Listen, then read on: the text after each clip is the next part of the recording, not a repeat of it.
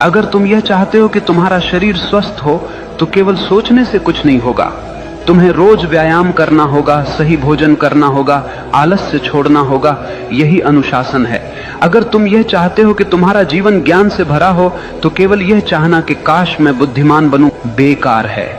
तुम्हें किताबें पढ़नी होंगी, ध्यान करना होगा, अपने भीतर प्रश्नों को गहराई से देखना होगा। यही अनुशासन है। याद रखना, चाहत बीज है और अनुशासन उसका पानी। बीज कितना भी महान क्यों न हो, अगर उसे पानी न मिले तो वह सूख जाएगा। ठीक वैसे ही तुम्हारी चाहतें बिना अनुशासन के मर जाती हैं। आज दुनिया में लाखों लोग सपने देखते हैं, लेकिन केवल वही लोग सफल होते हैं जिनके पास अनुशासन है, क्योंकि सपनों को हकीकत तक पहुंचाने का काम केवल अनुशासन ही करता है। और अनुशासन कोई कैद नहीं है, अनुशासन तो आजादी है। आजादी इस बात की कि तुम अपने ही आलस्य, अपनी ही कमजोरियों और अपने ही डर से मुक्त हो जाओ। देखो, एक नदी जब तक बह रही है वह जीवन देती है, लेकिन वही नदी अगर बिखर जाए, फैल जाए तो केवल कीचड़ बन जाती है। अनुशासन नदी के किनारों जैसा है जो तुम्हारी ऊर्जा को दिशा देता है, गहराई देता है और तुम्हें तुम्हारे मंजिल तक ले जाता है।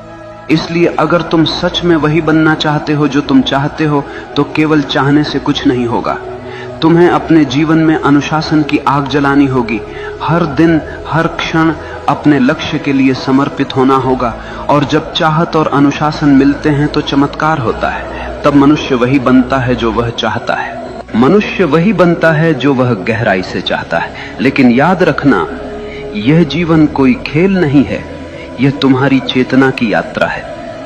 अगर तुम अपने भीतर नीच विचार रखोगे तो तुम जीवन को नरक बना लोगे, और अगर तुम अपने भीतर ऊंचे विचार, गहरी चाहत और अनुशासन रखोगे तो यही जीवन तुम्हें स्वर्ग बना देगा। सवाल यह नहीं है कि दुनिया तुम्हारे खिलाफ है या साथ में है, सवाल यह है कि तुम अपने साथ हो या नहीं।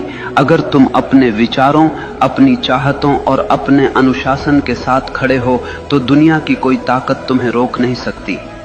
याद रखना, भाग्य बाहर से नहीं आता, भाग्य तुम्हारे भीतर से जन्म लेता है। जैसे तुम सोचते हो, जैसे तुम चाहते हो, जैसे तुम जीते हो, वही तुम्हारा भविष्य बनता है। तो उठो, अपने डर को छोड़ो, अपने संदेह को जलाओ, अपनी चाहत को इतना गहरा बना लो कि वह तुम्हारी हर सांस में समा जाए, और फिर देखना पूरा ब्रह्मांड तुम्हारे रास्ते को साफ करने लगेगा।